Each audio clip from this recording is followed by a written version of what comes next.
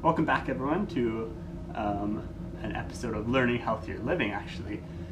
So what happened was last week I accidentally deleted the video blog that I recorded, and so I'm trying to stay a week ahead, and that way I have 7 days to catch up. But if I delete a video, there's nothing I can do about it. So basically I'll record my vlog for tonight, but it won't get posted until next week. But instead we'll do this Learning Healthier Living video to give you guys at least something. And so yeah, so I've been having problems with my foot, and so I've been icing and stuff like that, but it's hard to get ice where you want it. So I kind of want to do an ice bath, but I don't have access to a lake, and I don't really want to fill up a bath full of ice because that can get costly, and even it's just a lot of wasted water just for, you know, going up to here on my left foot. So basically I had an idea of filling up this dry bag, make it a wet bag, and yeah, we're gonna fill it up. Obviously it's a really huge bag, so I've had to pull it down. I'm hoping the water allows it to sit flat, and we'll fill it up to here, and because it's about -5 degrees where I live here in Winnipeg, hopefully that'll not freeze, but get really cold on foam rolling and making some supper and stuff like that.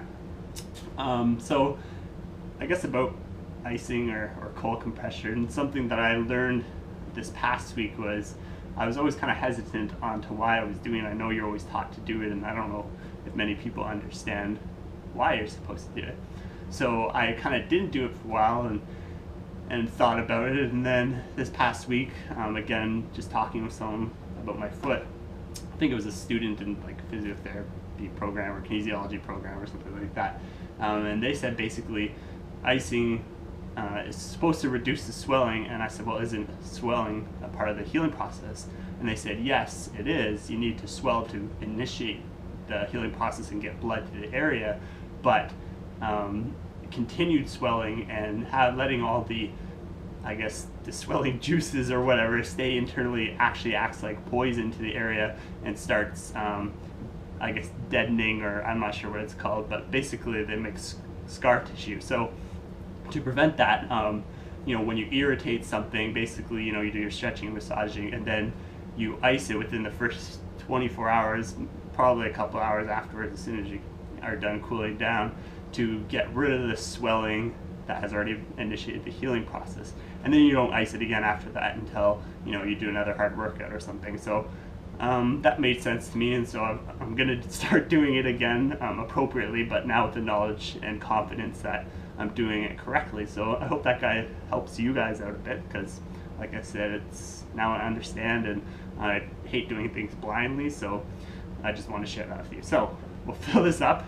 I don't know if I'll show you if it works or not, but how about this? If it doesn't work, then I'll show you that it doesn't work, and if it does work, then we'll come back when I'm ready to put my foot in. All right, so see you in a bit.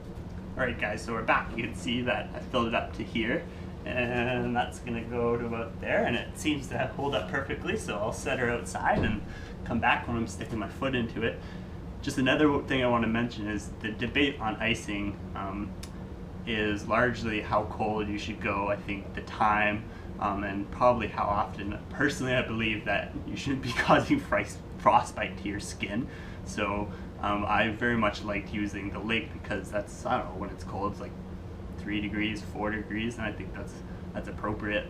But if you're getting into using ice pack from the freezer, that ice pack might be 5 degrees on your skin, especially if you're going bare skin. If you're using snow or ice, that snow or ice could be even colder until it warms up. So again, I'm no expert on that, but that's just my opinion, and maybe it's something you can experiment with as I'm doing. So see you when it's ready to be used. Alright, so we're back, everyone, and it seems to work. It seems pretty cold. I put my finger in it, and it's good enough temperature, because obviously it's not going to be less than 0. It's probably outside for about an hour and a half, which works.